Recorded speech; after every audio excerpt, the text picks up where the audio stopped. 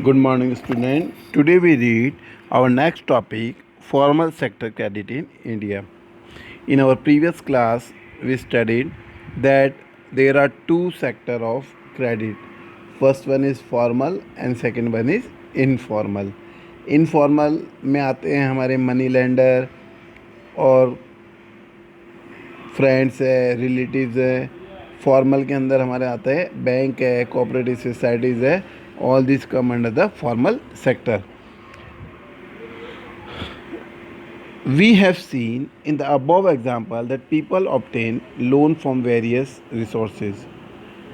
अब हमने ऊपर एग्जाम्पल में देखा कि लोग बाग कई तरह के सोर्सेज से लोन प्राप्त करते हैं. The various types of loans can be conveniently grouped as formal sector loan and informal sector loan. Among the former are loan from bank and cooperative. The informal lender include money lender, trader, employer, relatives and friend. What we have given graph. In graph first we can see the various sources of credit to rural household in India. अब देखिए जो एक ग्रामीण इलाका है वहाँ पर देखिए क्या क्या चीज़ें हैं. मनी लेंडर से लोग बाग 33% लोन लेते हैं. And from commercial bank they are taking loan in which the percentage of there is 25%, and cooperative society bank percentage 25. Government से 1% लोग बाग लेते हैं और अदर नॉन इंस्टीट्यूशनल एजेंसी से 2% लेते हैं. तो इस ग्राफ को देखने से हमें पता लगता है कि that the in rural sector money lender is a main loan provider. Is more credit coming from the formal sector or the informal sector? The Reserve Bank of India supervise the. अब ये बोल रहा है कि कौन से sector से ज़्यादा लोन लिया जा रहा है, फॉर्मल से या इनफॉर्मल से. तो इसके लिए रिजर्व बैंक क्या करता है. The reserve bank of India supervise the functioning of formal sources of loan. इसके लिए रिजर्व बैंक क्या करता है, फंक्शनिंग को सुपरवाइज करता है किसके, इनफॉर्मल लोन के sources of formal sources of loans को. For instance, we have seen that bank maintain a minimum cash balance out of the deposit they receive. अब हमने देखा कि बैंक क्या करता है, जो उसके पास में कैश आता है उसमें से एक बैलेंस मेंटेन कर चलता है. The RBI monitor the bank in actually maintaining cash balance. RBI क्या करती है, बैंक को कैश बैलेंस मेंटेन करने में हेल्प करती है.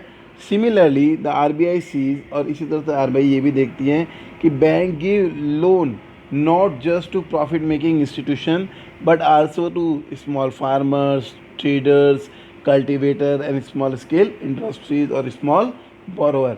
उसके अलावा बैंक ये भी देखती है कि जो बैंक है वो सिर्फ बड़े लोगों को ही पैसा नहीं दे रही है काम के लिए, छोटे लोगों को, फार्मर्स को, कल्टिवेटर्स को, इनको भी क्या है, लोन दे रही है या नहीं दे रही.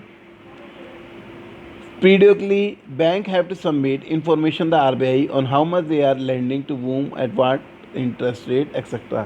इसलिए बैंक को क्या करना पड़ता है, हर 15 दिन से क्या करना पड़ता है, RBI को रिपोर्ट भेजनी पड़ती है कि बैंक ने कितना लोन दिया, किसको दिया और किस रेट पर दिया. There is no organization which supervise the credit activities of lenders in the formal informal sector. अभी क्या बोल रहा है कि फॉर्मल के अंदर तो RBI है, लेकिन इनफॉर्मल के अंदर ऐसी कोई भी सच इंस्टीट्यूशन नहीं है. There is no such institution present in informal sector to supervise these activities.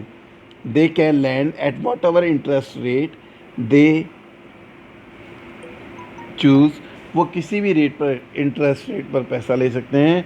There is no one to stop them from using unfair means to get their money back. उनको कोई भी नहीं रोक सकता है अनफेयर यानी चीटिंग वगैरह करने से. Compare to the formal lenders, most of the informal lender charges are much higher interest on loan.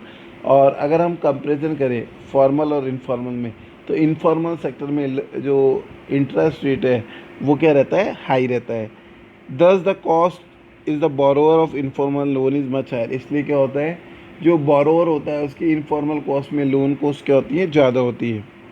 Higher rate of borrowing means large part of the earning of the borrower is used to repay the loan. अब जब higher cost of borrowing यानी ज़्यादा interest rate पर अगर पैसा लेगा तो उस पैसे का एक हिस्सा किसको चुकाने में चला जाएगा, ब्याज को चुकाने के अंदर चला जाएगा. Hence, borrower have less income left for themselves. In certain cases, the high interest rate for borrowing can mean that the amount is to repay it is greater than the income of the borrower.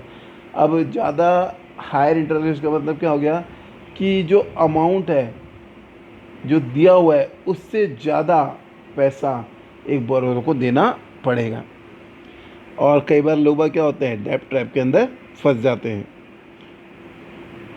For these reason, इसी कारण क्या किया गया, bank और cooperative society को ज़रूरत है कि they would raise loan, this would lead to higher income, इससे लोगों को इनकम ज़्यादा होगी।